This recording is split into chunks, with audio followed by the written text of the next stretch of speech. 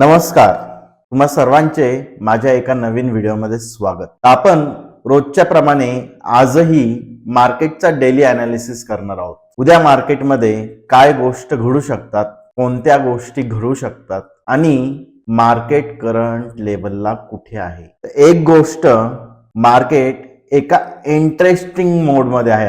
आता मार्केटमध्ये बुल्स हवे होतात का बियर्स हवे होतात, हा एक मोठा प्रश्न आहे. कारण मार्केटनी एक रिव्हर्सल दाखवलाय, पण रिव्हर्सल हा किती सस्टेन होतो हे पाहणं महत्वाचं आहे. चला आजच्या व्हिडिओला सुरुवात करूया. तर निफ्टी मध्ये आपण मागे एकदा ही ट्रेंड लाईन ऑब्झर्व केली होती, त्याच्यानंतर हा ब्रेकडाऊन झाल्यामुळे आपण ट्रेंड लाईन काढली होती आणि आज काही गोष्टी पाहता मी परत एकदा ही ट्रेंड लाईन प्लेस केली होती. कारण मार्केटमध्ये ह्या लेवलवरून काल आपण ठरवलं होतं की मार्केट जर इथं ह्या लेवलच्या आसपास जर आलं आणि आपल्याला काही प्राइस ऍक्शन जर भेटली आणि डाऊन साईडला जायला लागलं प्राइस ऍक्शन भेटून, पण मार्केट आपल्या लेवलच्याच मध्ये ओपन झालं, first candle without price action directly खाली आली, त्याच्यामुळं आपल्याला ह्या ठिकाणी कोणतीही प्राइस ऍक्शन भेटली नाही. त्यानंतर कालांतराने एक साइडवेज रेंज मध्ये गेलो. साइडवेज रेंज मधून गेल्यानंतर इथं एक मोठ्या आपल्या लेवलमध्ये परत एकदा प्राइस आली. तर त्यामुळं मला एक आयडिया होती, ही प्राइस जेव्हा इथं फर्स्ट टाइम आली तर नवीन लो लावू शकली नाही, म्हणजे हा जो रेजिस्टन्स आपण मार्क केलता हा वीक झालेला असू शकतो. कारण फर्स्ट टाइम बाईंग आली, पण सेकंड टाइम किती सस्टेन राहील याची आयडिया नव्हती. तर मग मी लास्ट टाइम आपली जी ट्रेंड लाईन होती त्या ट्रेंड लाईन मार्क करून याच्यावरती जेव्हा प्राइस निघली आणि इथं जेव्हा प्राइस ऍक्शन झाली तेव्हा एक ट्रेड याच्या खाली स्टॉप लॉस ठेवून ह्या ट्रेंड लाईन पर्यंत प्लॅन केला होता. छोटा ट्रेड होता, बराच वेळ चालला. ऑप्शन प्रीमियम काल बोलल्याप्रमाणे खूप असे जास्त काही वाढले नाही, पण एक गेन भेटली. रिस्क टू रिवॉर्ड क्वांटिटी कमी होती, त्याच्यामुळे रिस्क टू रिवॉर्डचा विषय नव्हता. कमी क्वांटिटी मध्येही चांगले एक पॉइंट एक काढलेले आणि त्याच्यानंतर इथं प्राइस ऍक्शन पाहता पाहता ह्या कॅन्डलनी डायरेक्ट सेल ऑफ दिला. त्याच्यामुळं स्टॉप लॉस जो ट्रेल केलेला होता याच्या सेंटरला तो हिट होऊन प्रॉफिट मध्ये ट्रेड एक्झिट झाली. 1:1.3 च्या आसपासचा रिवॉर्ड भेटला. तो काही खास नव्हता, फक्त ट्रेड भेटली म्हणून चांगली ट्रेड दिसली म्हणून एंट्री केली. बाकी इथं लॉजिक एकच होतं, जर हा ब्रेकआउट झाला तर छोट्या टार्गेट साठी प्लॅन होता आणि छोटं टार्गेट भेटलं सुद्धा, पण माझं एक्झिट थोडं लेट झालं. तर आता जर एक मार्केटमध्ये एक गोष्ट पाहायला गेलं तर आता परत एकदा आपण आपल्या व्होलाटाईल एरियाच्या आसपास म्हणजे साइडवेज रेंजच्या बॉटमला जाऊन क्लोज झालंय मार्केट. तर मार्केटमध्ये जर ही सेलिंग कंटिन्यू राहिली तर मार्केट परत एकदा नवीन लो लावताना दिसू शकतो. पण इथं एक पण आहे, हा जो आपला एरिया आहे 900च्या आसपासचा, मार्केट तिथून एक रिव्हर्सल घ्यायचा प्रयत्न करतो. चला आपण डेली चार्टवर एकदा पाहून घेऊ. डेली चार्टवर जर पाहिलं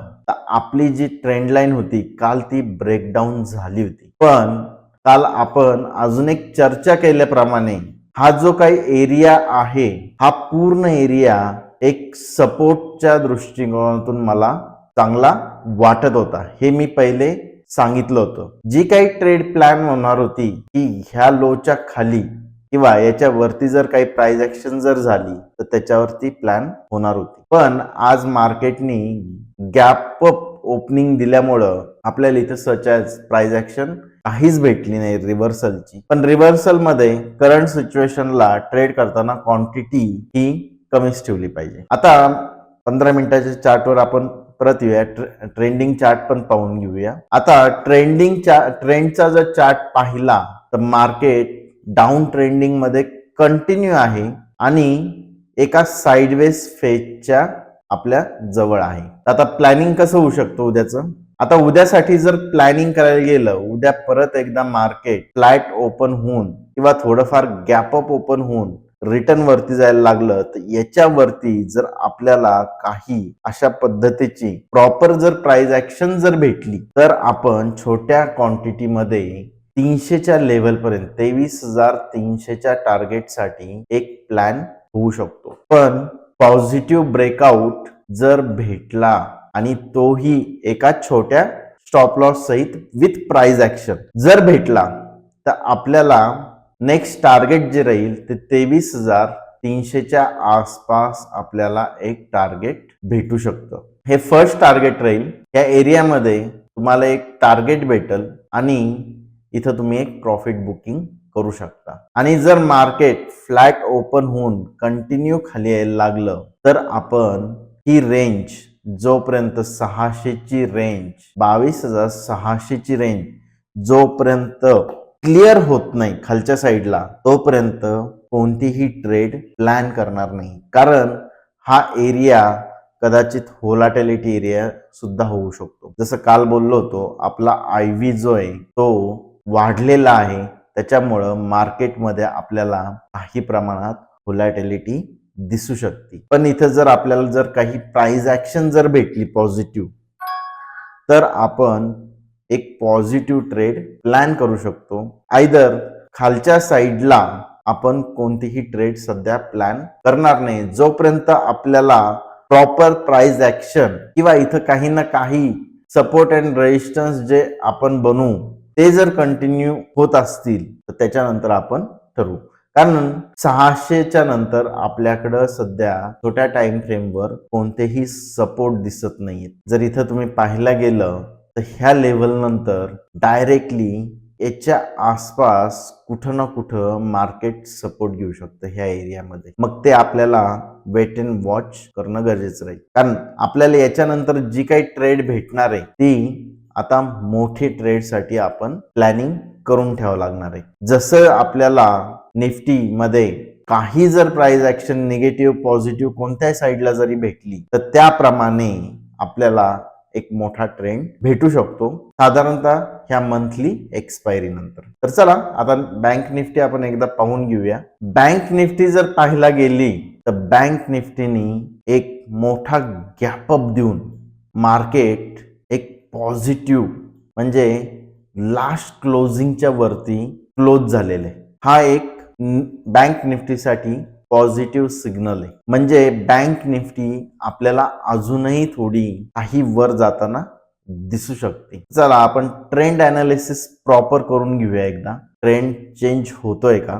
जर ट्रेंड अनालिसिस जर केला आणि तुम्ही जर ही एक ट्रेंड लाईन जर तुम्ही ड्रॉ केली, तर आपल्याला हे 2 टच पॉइंट घेऊन ट्रेंड लाईन मार्क केली आणि इथून एक रिव्हर्सल भेटला होता. आज मार्केटनी ट्रेंड लाईनच्या वरती हा आपला जो रेजिस्टन्स एरिया आहे त्याच्या वरती ओपनिंग देऊन थोडीशी खाली आली आणि ट्रेड कंटिन्यू केली. तर त्याच्यामुळं मार्केट एक positive bank Nifty positive trend मध्ये क्लोजिंग झालेली. तर चला आपण एक्झिक्युशन टाइम फ्रेमवर पाहू. आता बँक निफ्टी मध्ये जर पाहिला गेला, तर बँक निफ्टीनी आपल्या हे एरियामधून इथून जर परत एकदा उद्या खाली आली आणि ट्रेंड लाईनच्या आसपास आपल्या हे एरियामधून जर काही रिव्हर्सल होताना जर दिसली आपल्याला, इथं आली, इथून वरती गेली, डब्ल्यू पॅटर्न जर बनताना दिसला ह्या एरियामध्ये किंवा खाली येऊन वरती गेली, इथं कुठं टच करून परत वरती जर जात असेल आणि इथं काही रिव्हर्सल पॅटर्न जरी दिसत असेल, तरीही आपल्याला बँक निफ्टीमध्ये एक ट्रेड चांगली प्लॅन करता येऊ शकते, जी आपल्याला जवळपास 1,000 पॉइंटची मोमेंटम आपण त्याच्यात कन्सिडर करू शकतो. त्याच्यामुळं आपल्याला आता बँक निफ्टीमध्ये एक बिग मुवमेंट भेटण्याचे चान्सेस आहेत. कारण हे जे काही सपोर्ट आहेत ऑलरेडी सगळे वीक सपोर्ट आहेत आणि मार्केटनी ट्रेंडच्या अगेन्स्ट मध्ये आज मुवमेंट केल्यामुळं आपल्याला ह्या लेव्हलला जर काही 48,500च्या लेव्हलला जर काही पॉझिटिव्ह जर प्राइस ऍक्शन जर भेटली, तर आपल्याला एक छान ट्रेड इथं भेटू शकतो. आणि निगेटिव्ह तर काही नाहीच आहे. आपण काल बोललो होतो, हा जो एरिया आहे याच्या खाली जोपर्यंत आपल्याला निगेटिव्ह प्राइस ऍक्शन भेटणार नाही तोपर्यंत आपण निगेटिव्ह ट्रेंड बँक निफ्टीमध्ये करणार नव्हतो आणि आज तसंही कोणतंही प्लॅनिंग नव्हतं. तर त्याच्यामुळं आता आपला एक व्ह्यू दोन्हीच्या बाबतीत निफ्टी आणि बँक निफ्टीच्या बाबतीत पाहायला गेला तर व्ह्यू थोडासा चेंज झालेला आहे. निफ्टी ही थोडीशी साइडवेज रेंजच्या आसपास आहे. पॉझिटिव्ह ट्रेंड मध्ये कन्वर्ट झालेली नाहीये, पण पॉझिटिव्ह ट्रेंड मध्ये कन्वर्ट